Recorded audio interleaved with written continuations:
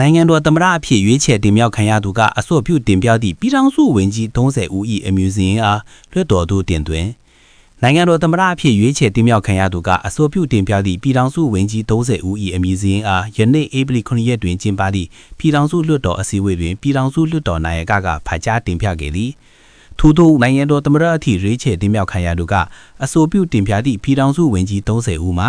ဦးခင်မောင်ကြီးဦးအောင်ကျော်ဟိုးဦးတင်အောင်ဆန်းဦးမြထွန်းဦးဗိုလ်ချုပ်ကြီးထွန်းအောင်ဒုတိယဗိုလ်ချုပ်ကြီးညွန့်ဝင်းဆွေဦးတင်မောင်ဆွေဒေါက်တာကန်စောဒုတိယဗိုလ်ချုပ်ကြီးဖုံးမြတ်ဦးတန်းမောင်ဒေါက်တာတီတာဦးဒေါက်တာချောချောစိန်ဒေါက်တာမျိုးသိန်းကျော်ဒေါက်တာသက်သက်စင်ဦးထိန်လင်းဦးတင်ဦးလွင်ဦးမျိုးစောသိန်းဦးစန်းဦးဦးကိုလွင်ဒေါက်တာချာလီတန်းဦးမြင့်ကြိုင်ဦးခင်မောင်စိုးဦးထွန်းအောင်ရေးမြင့်ထွန်းဒေါက်တာမောင်တဲနစ်ဦးမောင်မြင့်တို့သူသည်